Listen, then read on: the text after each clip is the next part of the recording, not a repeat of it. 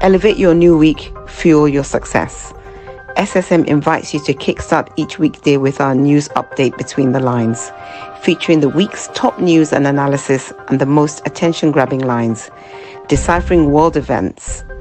Hook up to SSM Monday program Between the Lines.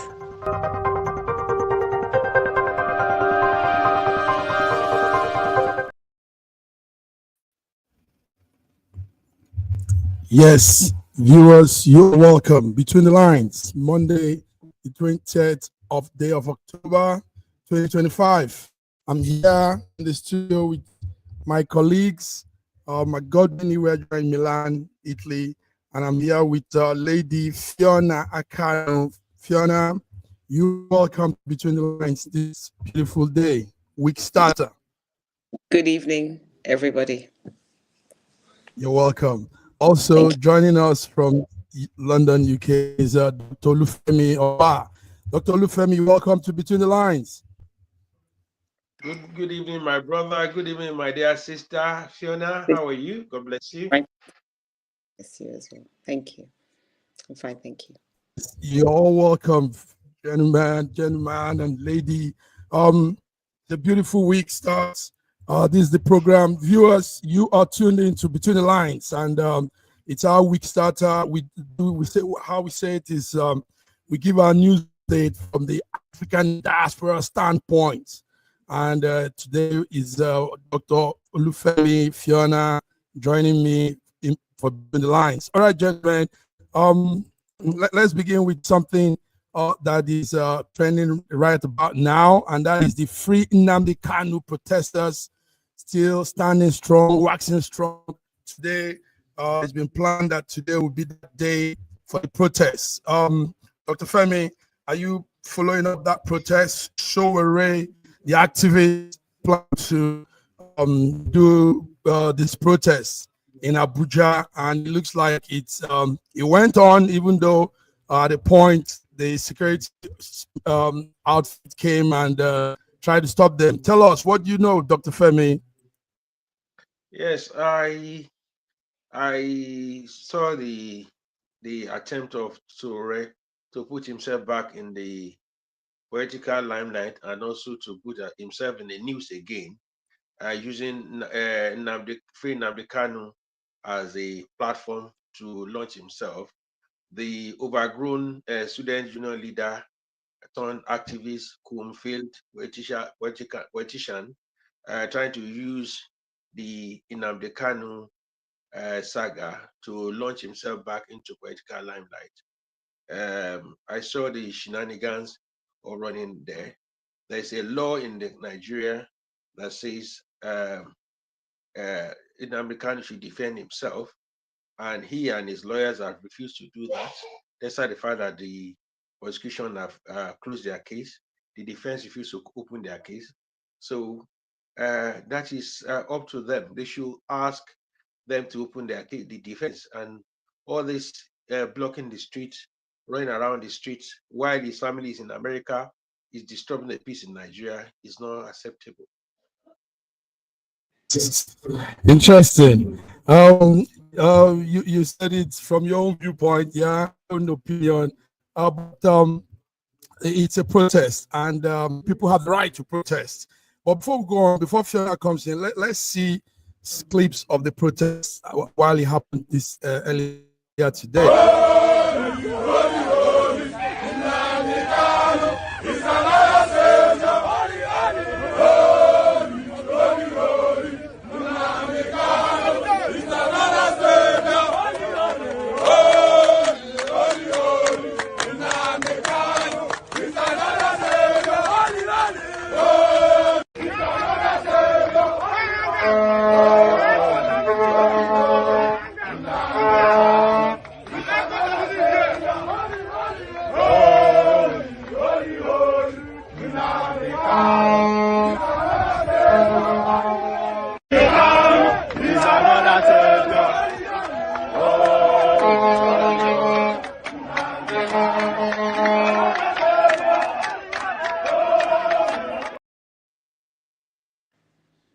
we'll probably run it again. But viewers, we're talking about Kanu, the Nnamdi Kanu embattled IPOB leader. He's been in the custody of the DSS since his rearrest in June 2021. Fiona, do you think it's a just protest? I mean, they have their reasons. Showell said he announced this protest back in some weeks ago. He said it's for them to release Nnamdi Kanu from detention. So what's your view, Fiona?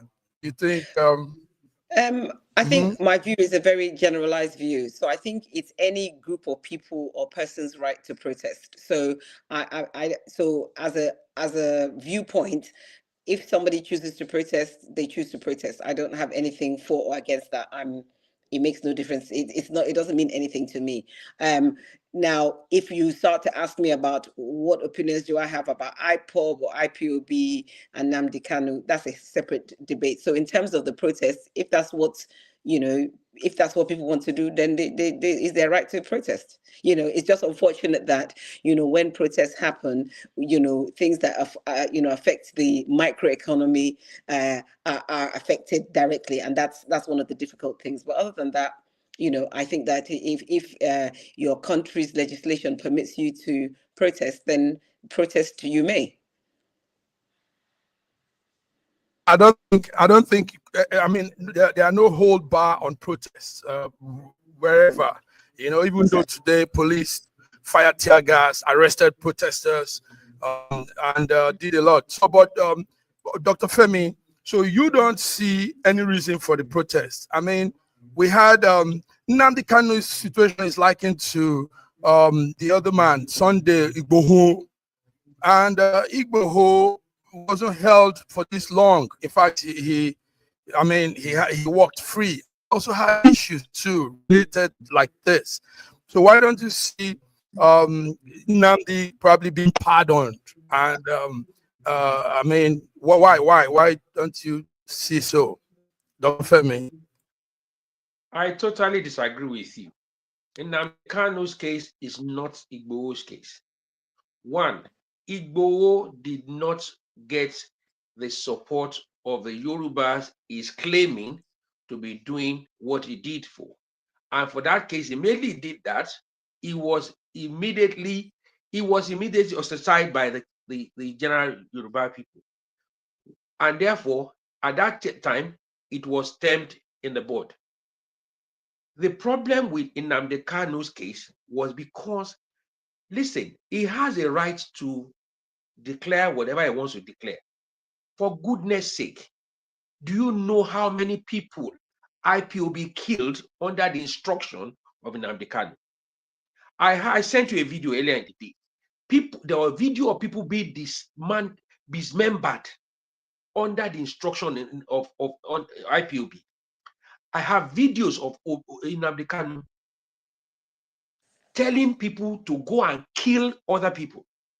I have videos of Nnamdi Kanu, video, not audio and video tapes of Nnamdi Kanu instructing Lagos to be destroyed, instructing police station to be burnt down, and policemen killed, soldiers killed, and it happened. I have videos. It's not that people told me. I was following his antecedent when he was away abroad, when he was instructing destruction and killing of people.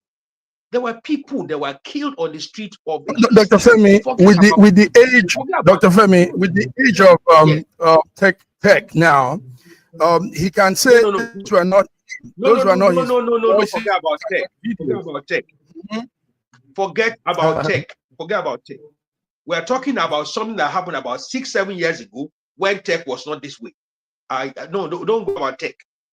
It was in the studio, he recorded it, even to the extent that he even said that Christians who are Igbos and going to Yoruba churches, they are animals, they should be killed. He went as far as that. So don't let us pretend as if we didn't know what happened there. Okay, under that instruction, look at just a couple, army couple who went to go for wedding in Nigeria, in the East, were caught and were caught, and on tape they were killed, dismembered. on tape because they are Nigerian army members. You have videos of people being dismantled, dismembered on tape under the instruction of under the IPOB, and this man claimed to be the leader of IPOB. Listen, please don't let us pretend as if we didn't know what happened. Forget about Nigeria. Igbos were killed because they came out on Monday. Sit at home Monday, were killed by IPOB. There was hello, can you hear me? Can you hear Very me? well. Sorry for that. Yes, we can hear you. Go ahead. Yes. There was a gentleman. When I saw the video made by his wife, I wept. The man was a budding young man who had about a year and a half before. He's doing business in Newi. He went to Lagos to buy materials for the contract he had. The vehicle broke down on the way, so they tried to get into town early enough on Monday morning. Unfortunately, by the time they got into Newi, they caught him, killed him, bought everything that he went to go and buy for Lagos. All because somebody gave instruction for that. And we are saying that I have a video of a gentleman that family members were killed. And you are telling me that this man should go through. Let him go and defend himself. Simple. He will be appearing in court soon. And all of these charges will be laid against him. He refused to defend himself. He refused to defend himself. He refused to defend himself.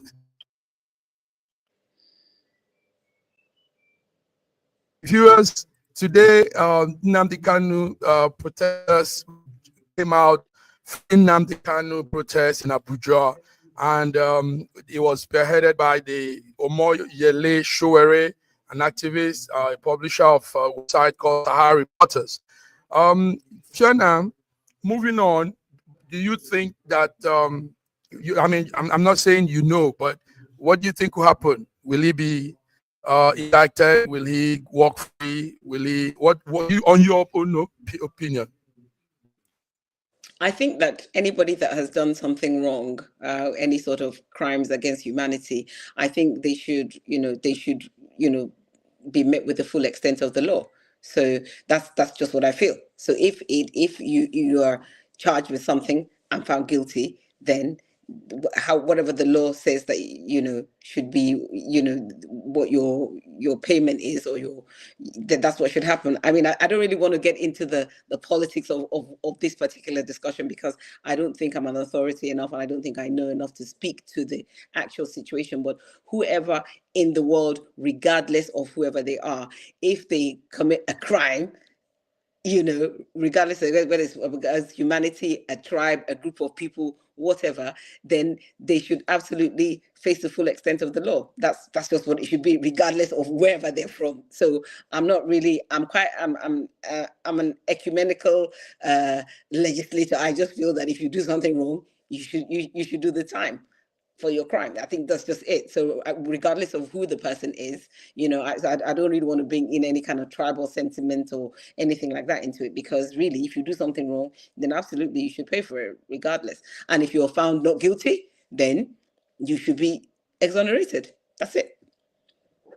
Thank you. That's it. If I may, if I back Fiona on that, yeah, the prosecution had closed their case, called 5 witnesses against Nnamdi Kanu. The only thing that Nnamdi Kanu refused to open defense. He refused to open defense. If he's not guilty, let him defend himself. He refused to open defense. On Igboho, Igboho has been in the Yoruba land. Nobody's interested in Igboho, because apart from the fact that he was trying to turn the case to tribal issue against anybody in the southwest, the leadership of Southwest rose up against him, and today Igboho is ostracized in the Yoruba community. So he doesn't even live amongst us. That is our punishment for him. If anybody can raise a case against Igboho, we take him to court. Let him go to jail. Who cares? Because like Fiona said, if you have offended. He still lives with you, Dr. Femi. He still lives in Ibadan. He still does his thing. But the thing is,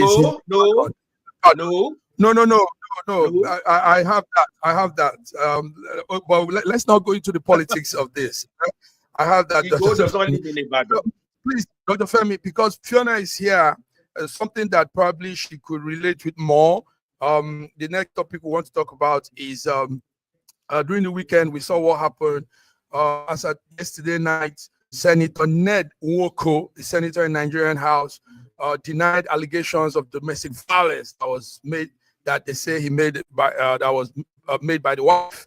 That an actress called Regina Daniels, following a viral video we all saw where she appeared distressed and claimed to be suffering abuses in her marriage. So, gentlemen, but before we go into that clip, let's see video on that. Let's see what was happening there in Senator Ned's house and the wife.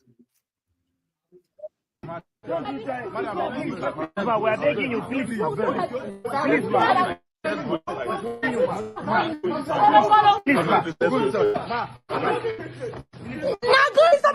down. Did anything happen to my sister? Okay. In Ned Woko's house. No. In Ned Woko's house, I am nothing. But in my house, I am free. No, you're still. Okay, what you're seeing there, viewers, is a video on what happened in Ned's a senator. Now, where we come in on this discussion is from the angle of a senator in Nigeria, and this is happening to him. I mean, around him. Fiona, that video of a clip that went viral. Everybody saw that clip.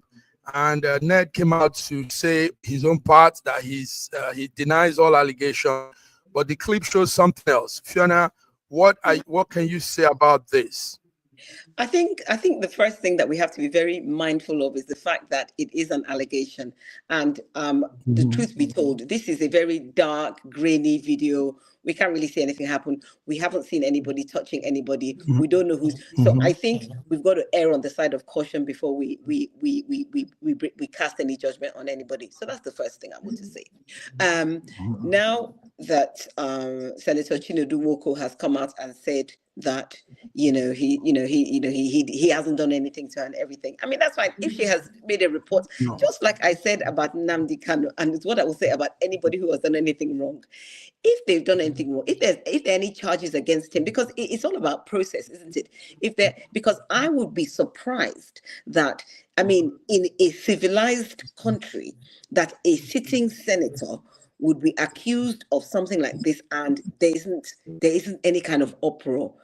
Nothing is happening. There's no, because I mean, if even a suspension, we don't know, we don't know, and because the way things happen in Nigeria is that things happen and they just kind of die a very quiet, quick death. And there's never really any end, because when it comes to process, we're not very good at process. We're never really good at doing anything end to end. We start it off really well, we go in the middle, then it all falls apart, and then that's the end of it. So, it's quite a tragedy, because domestic violence, either against men or women, not just against women and men as well, in any ramification, it's an awful experience.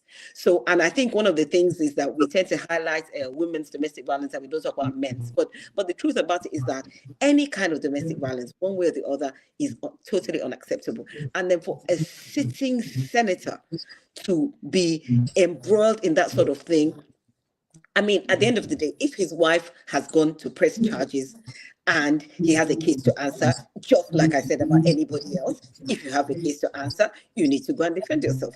It's just that simple, And I would have thought that within the confines of the government, that if there is somebody within the government who has been accused of such a thing, the thing that should happen next would be for them to clear their name. But if we think about the antecedents of what we've seen in the last 1 year, if we think about Natasha, for example, and her experience with Akpabio, what was really the end of that? Where did it, as I said, we're not very good at process.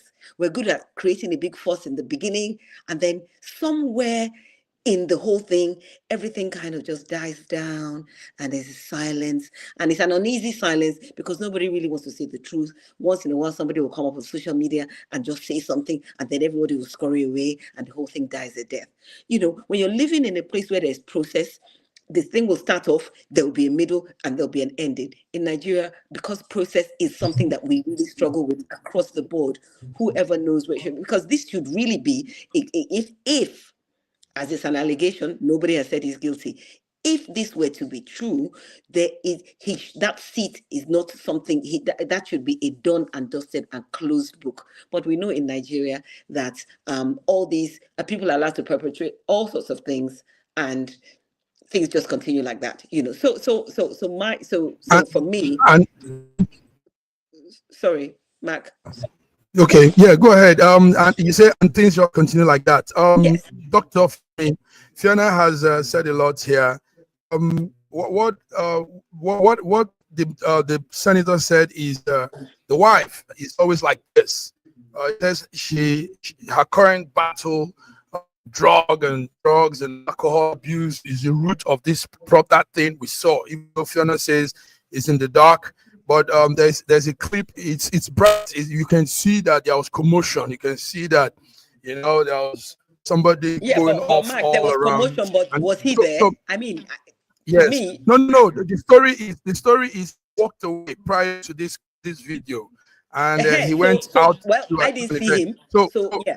Also, yeah, you did see him. Also, he came out that press release he did on Twitter, and he said, this is the wife, this is how she does her thing, this is how she's been for years, some time now, because of drug. So we're not looking at the family issue. Actually, I'm looking at it from the political standpoint. Dr. Femi, absolutely. It's time Nigeria begin to hold leaders accountable, and not just in finance, not just in money and all, but also in stuff like this. I mean, we can't have a sitting senator in behavior. We can't have a sitting senator having this issue with. I mean, it's not good. Dr. Femi, what do you think? Yes, I think I'm going to stand with my sister Fiona in this. One, is an allegation. Two, there was nowhere in this amateurish produced video that I saw Dr. Ned. I was trying to look for him there. There was no video of him in any of those things. Thirdly, they said it was of domestic abuse. I didn't see anywhere anybody touch anyone there. And lastly, as you said, is a case of him saying that the woman is abusive, abuse substance, abuse alcohol, and all that stuff. All those things, people go through challenges in their lives. And therefore, when it comes to a lot of other people, the way they react to this kind of information is that, oh, we have a celebrity in so it's about that. Now, let me stay on the side of caution. And I want to stand with Fiona on this. A lot of the stories, the news we have in Nigeria, is not about that we want to correct ills in our society. Most of the time, it is about how much traffic I'm going to get on my feed, how much money I'm going to make from this story. So therefore, when they come in with when social media comes with the information, they're not coming in there because they want to educate the society or want to make the society better. It's about sensation. Let us make the money from this. People will go, the traffic will come on our line, and that is what is now messing up. For example, there was a story recently about the past few days. Oh, there's a coup plot. The defense ministry said there was nothing like that. And some people, oh, there must be, it must be happening. But because it's going to move traffic on that, it must happen. So while this society will frown at what we're talking about, domestic abuse, a sitting senator should not be doing this, because whoever is going to put this out will be a person of integrity, will put it down because they want a better society. That is the aim. of those who will send this kind of information out in the Western society. But our society, most of the people that are saying that will do it for political reason or to make money from the stories. So therefore, the motives are not the same. And therefore, when it dies, when they make the money they want to make from it, they get the political attention they want to get for it, they are not interested in the process anymore. So even when we're talking about the process, they say, oh, it's gone past, let's do for another story. Because they have achieved their purpose is not for better society. So we talk about better society about, they say, oh, we are talking about old things. We leave that one behind. Yeah, but let me help you here, Dr. Femi. Dr. Femi, yeah, what you said is how it is. But listen to this. That's how the world runs now. The world is now in all of this. You probably also have all your handles. You have your social handles, Facebook, and all of that. Now, because all of this is how the world is going, we need to be careful also. Politicians, leaders, people that lead, that carry other people along, should understand that this is how it is. So we can't say because somebody's going to make news, is looking for traffic, looking for this. So no, you should be aware of that. You should be aware that somebody has a phone and you could go live on anything you're doing. When you're caught off guard. So this can't be an excuse. What we're looking at it from is the fact that leaders should behave well. Morals in public, shouldn't be like this. Yes. So whatever aim, whoever has done this, has done it, bringing out this to the fore. Our concern is our senator has to be caught, mustn't be caught in this. I mean, if you have been some other person, Femi will bang his head too, So we shouldn't be caught. Leaders shouldn't be caught in such things. I mean, even fathers, in the home, nobody wants their father to be caught up in all. Talk less of you are that hem of hierarchy of leadership, and you're also in this. Fiona, go ahead. Yes. So at this moment, it's an allegation, and that allegation, I mean, I don't even know where the allegation is coming. I don't even know whether that's what she alleges, whether that's what her friends allege, her family. I don't know who's actually alleging. If the senator had also made a message, a memo rejoinder to what happened, that means it's an allegation. He said point clear that she's not always like this. Her current battle with drug and alcohol abuse is the root of what people were seeing. And it's not an allegation. He's so owning to what has happened. No. Him saying that's not quite accurate, Mr. Mack. That's not quite accurate, because saying that somebody has an issue with drugs and the way they presented themselves is because of that reason is not saying that you agree that there was some domestic violence somewhere. They're two separate things. He hasn't actually said, oh yes, I beat her because she was on drugs or she was drunk. Let's not conflate the two things. He never said that. Him saying that he was in a state of disorderliness or disrepair, if I want to use that term, is not saying that he's the one responsible. That's not. Those are two separate things. Let George also come in. However, George is here. Let me just finish.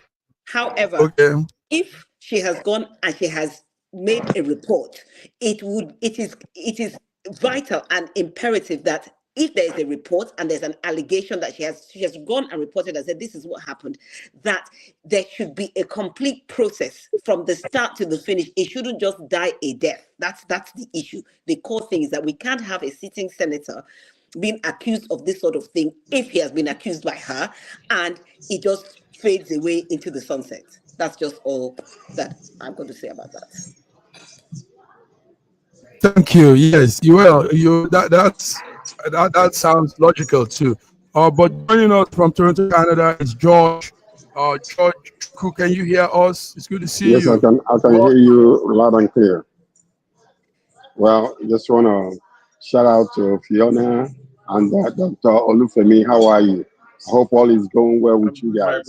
Hi, Sir George. Nice to see you. Beautiful. Hope Toronto, Canada is good. Yes, it's good to hear you too. I'm wonderful. Awesome. Beautiful. All right, George. Yes. We don't want to roll back, but because you probably came prepared also in some of these topics, it's good to have your views. We talked about the Nnamdi protest that went on today, but operatives blocked them. They stopped their movement at some point. What's your view on this? What do you think? Should Nnamdi be freed, or should he face Well, what they claim he has done? well, Namde should be freed, and he should be freed with conditions. That's what I believe.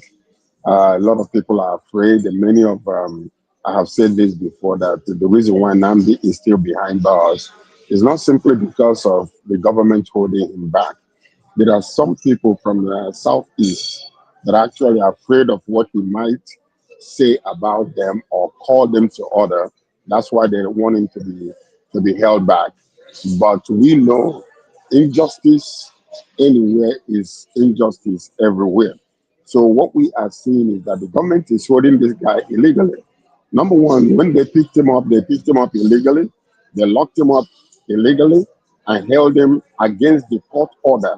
So if they are doing this, hold on, if they are doing this to him, what else do you think that they could have done to any other person?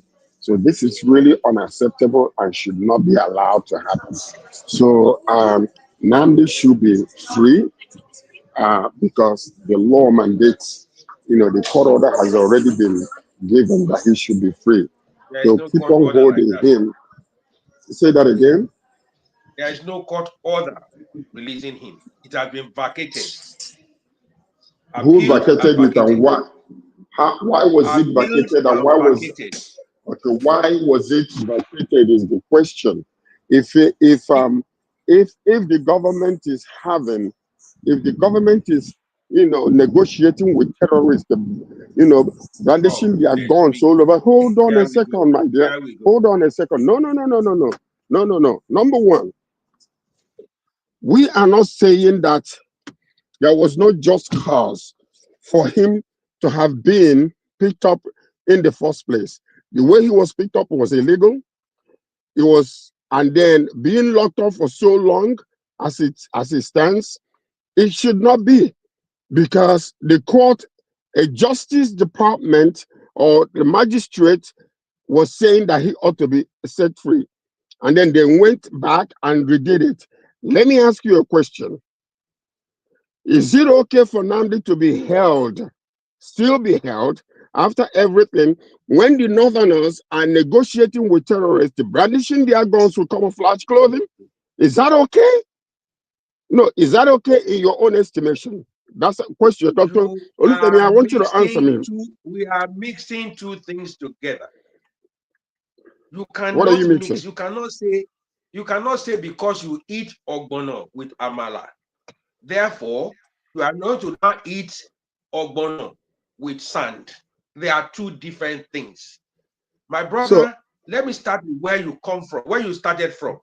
There is no court judgment, substituting court judgment that freed Nnamdi Kanu. They went to a magistrate court, got him freed. The government appealed against it, got the order repealed, and is retained. Now listen to me, sir. I need you. Hold on.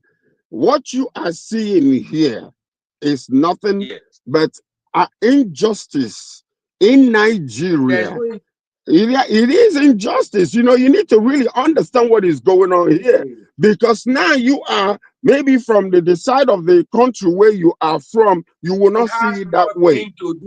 It has everything to do with it. The people that were killed in the East are Nigerians too. The people that were dismembered in the East, send me your address. I will send you video of people being dismembered by IPOB on the instruction of Nnamdi Kanu. I will send you a video of instruction of Nnamdi Kanu to say destroy Lagos, and it happened. I send a video of instruction of Nnamdi Kanu that telling people kill policemen and soldiers, and it happened. And you are saying that's injustice. They've taken him to court. The prosecution have closed their case. Defend yourself. Can I ask you a question? Yes, go ahead. Do you trust the justice in Nigeria? Yes, sir. You do? Yes, sir. you ask a question and answer the question. Let Nnamdi Kanu defend himself in the presence of the whole world. He refused to open his defense. He used every excuse. When he take to court, he will bring papers out. I'm not defending myself. I'm not going to stand in front of this judge. He has refused to defend himself. The prosecution had opened the case, called 5 witnesses, closed their prosecution. He refused to defend. If he's innocent, let him defend himself. I will be, Dr. Olufemi Obakaro will be in forefront if he's being found not guilty by the court for killing fellow Igbos, for killing fellow Igbos. Thank you too. It's all right then. Let's move on to some other things. Normally we take a break, but because our time is short and you guys have a lot to say, WTO head woman Ngozi Iweala says that there are worries about the possible escalation of United States and China tension affecting trade, affecting global business, global trade. Gentlemen, let's talk about this. Her concern came last week after some forecasts were done against trade and volume growth, all of this thing. Now, do we hold up hands and watch things escalate? Can't something be done? Why are these two bullies trying to disrupt human business? I mean, it affects every one of us. Dr. Femi, do you think they should come together and reduce all of these tax, all these tariffs and all these things back and forth? What do you say, Dr. Femi? I like the word you used there in describing this topic, world bullies. Now, the fact that they are economic bullies, they are economic superpowers, as they hold a lot of aces concerning economic transaction worldwide. Now, the key issue here is the American interference in the economic trade worldwide. Now, first, there's something that is happening in the World Trade Organization that I'm loving, but the Americans are seeing the handwriting on the wall. Why would I, in Nigeria, want to do business with Ghana? Why would I have to change my currency in Naira to dollars, to American dollar, who has no business with our transaction, before I could do transaction with Ghana? Therefore, the BRIC is seen as a threat to the use of the American dollar in world trade business. So they're seeing the handwriting on the wall, and therefore they are fighting. It may be a long time before it happens, but it has to happen. It has to happen. Now, the business of manufacturing has gone away from America. It's gone to China. Most of the products all over the world now is made in China because of a low cost of production, the economy of scale, the population are ready to work, and also industrialization have moved to Asia. Therefore, America is struggling to understand that, and therefore they are fighting that because of their hold on the economic power all over the world, and also because of their influence on there. But China is not letting it go. How can you stand and say that Donald Trump said he's going to give 100% tariff on Chinese goods, and you want them to fold their arms? No, they won't do that. They won't do that. So, unfortunately, we are like two elephant fights. We are the grass. But there's something that I want us to bring out in this discussion, is that sometimes some things like this may happen, and it may be for the good of the rest of the world. Now, remember when there was the Iraqi war, it brought oil boom to the oil producing nation. If this Cold War, economic Cold War goes on, it may be a booster for African economy. It may, I'm not saying it will, maybe a booster to African economy. But I'm folding my arms to watch the movie. it is Netflix. I'm going to buy popcorn. Beautiful, beautiful submission there, Dr. Femi. Sir George, so this is it. She's calling, the Director General is calling for a cool-off between these two large economies. Do we hope to see cool-off? Do America stop this overrated tariff thing and all this? I mean, America has to accept the fact that now there is a bigger horse in the house, a bigger elephant in the house too. You know, George, what's your take?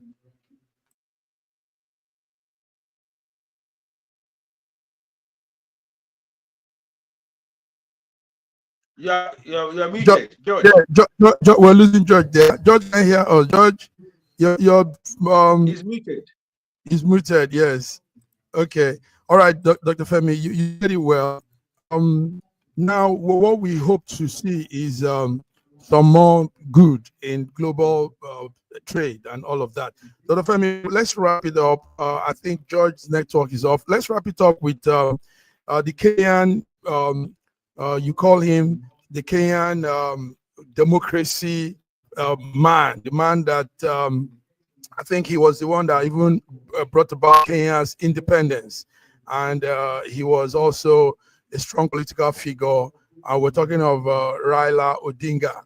Dr. Femi, he passed on. Raila was a great guy. He believed he was a reformer. He was also at the point an opposition leader, but he had his views, and they gave him that honor too. So how will you say this, Dr. Femi? Kenya's Raila Odinga. Mm-hmm. You have, there's a generation of what do you call activists, nationalists, and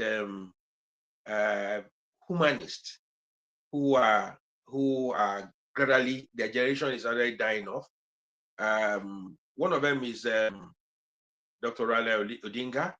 He did not only touch the Kenyan political space, he was also an enormous influence in the sub-region of the in Africa, and even in Southwest and South and East Central Africa. The influence of the independence and the effect of democracy in Kenya actually permeates into other nations around Kenya. And Kenya was seen as one of, when it was major, is something that we should emulate from being opposition in Nigeria.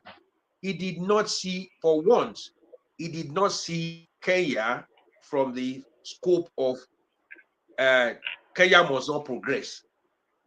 When he was in opposition for the betterment of Kenya. When he opposes, when he criticizes based on facts, on figures, and the effect of Kenya.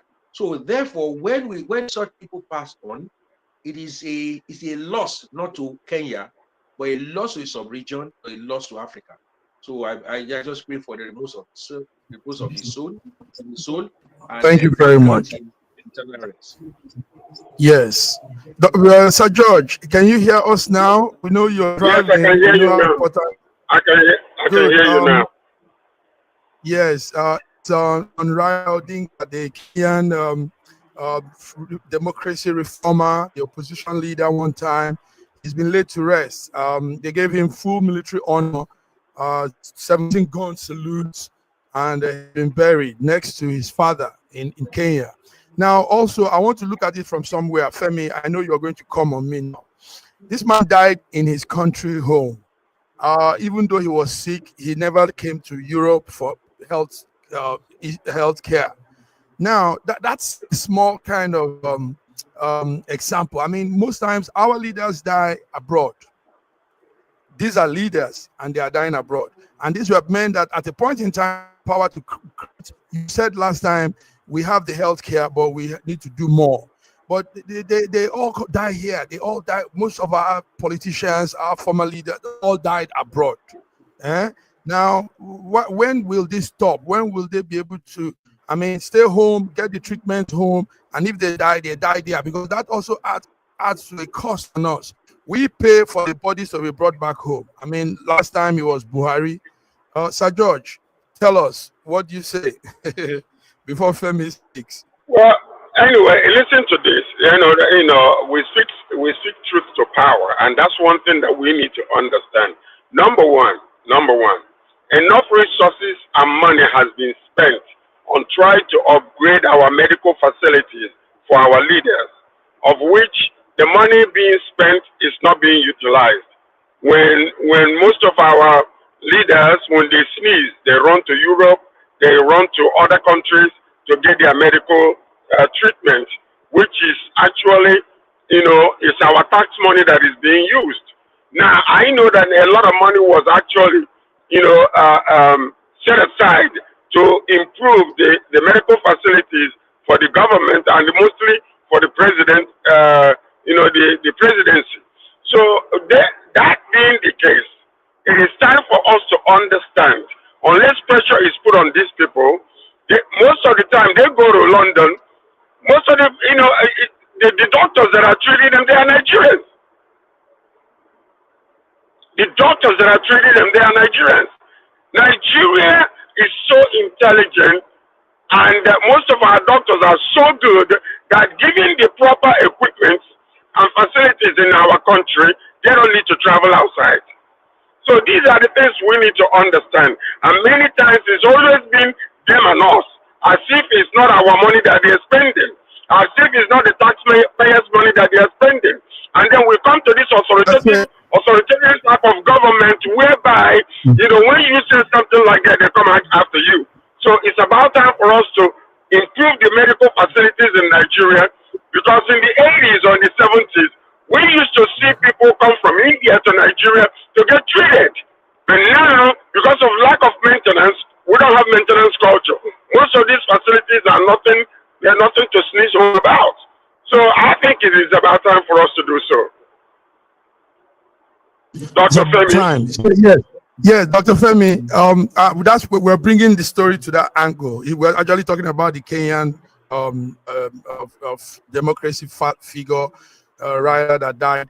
But I'm putting it that he died in his home, and that's something to emulate. I mean, he believed in his people, in his home. He believed, even if the medical facilities weren't strong enough, he was there, and he's been ailing for years now. So him staying back and being there shows that that's patriotism in another aspect. Dr. Femi, tell us what you think. Yeah, I agree with Sir George on that. Yeah, we have leaders in Nigeria that have died at home. Awolowo died in Nigeria, died in the Kenya. Azikwe died in Nigeria. So a lot of people have died in Nigeria.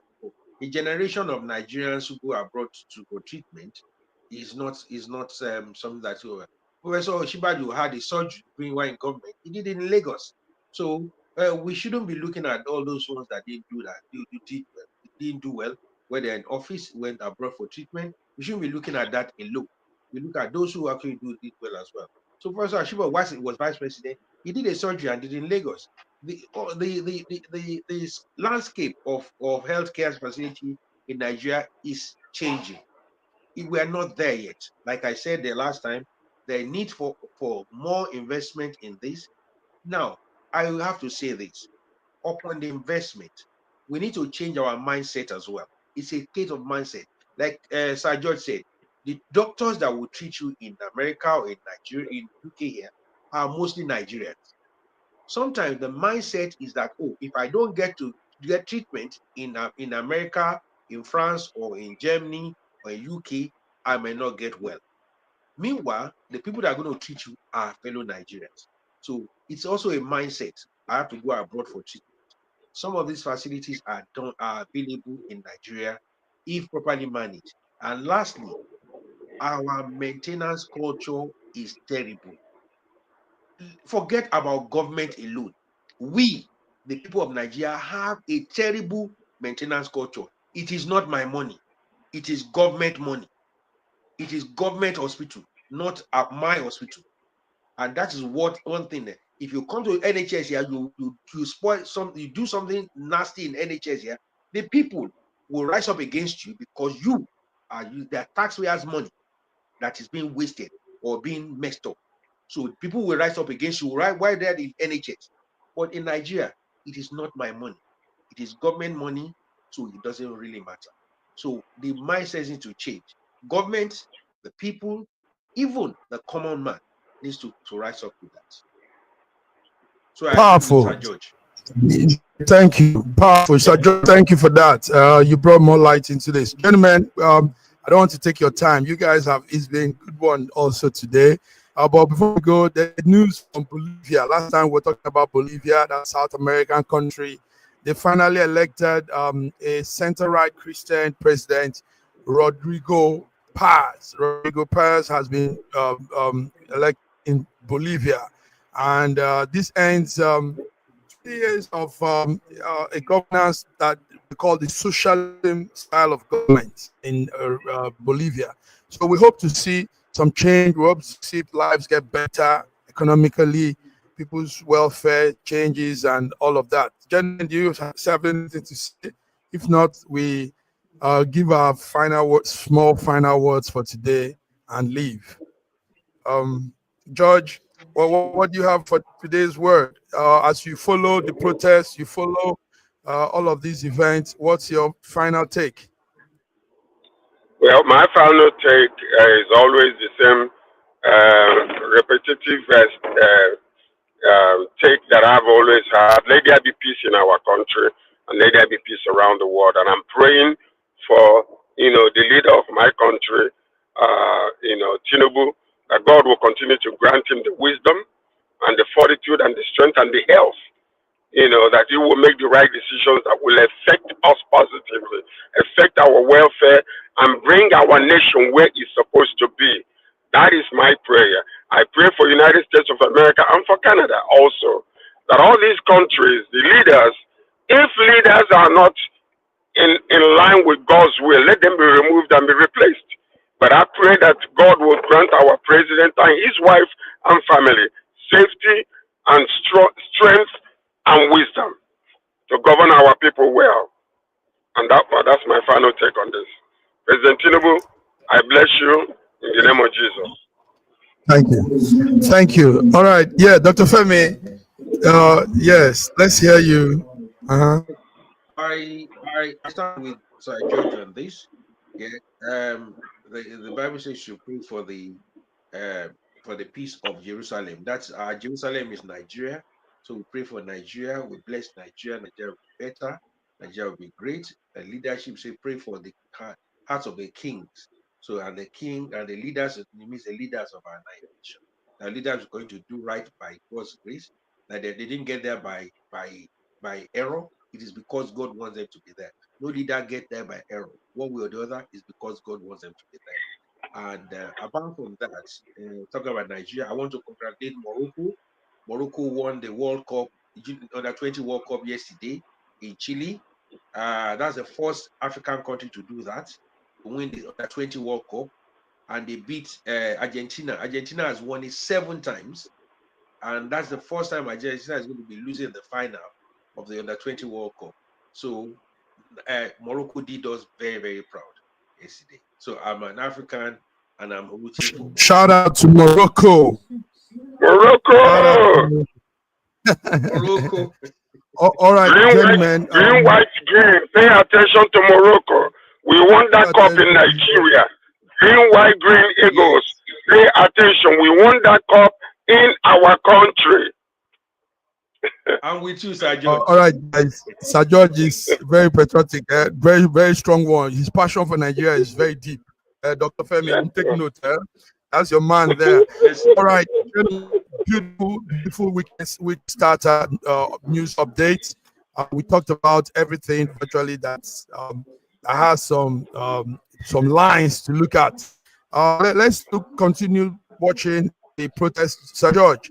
We want to hear more from you on that protest, and we want to also understand how the WTO will settle with all these two bullies and make world trade go well, go smooth. So on this note, viewers, thank you for joining. This is SSM. We do news, like we say, from the Africans in diaspora standpoint. So yes, there are so many news out there, but we just bring some ones that really matter, and we make you connect with it. So till we come again on Wednesday, have a beautiful week start. Thank you, Dr. Femi. Thank you, Sir George. Bye-bye. Yeah, bye. All right. Yeah. Bye. Bye.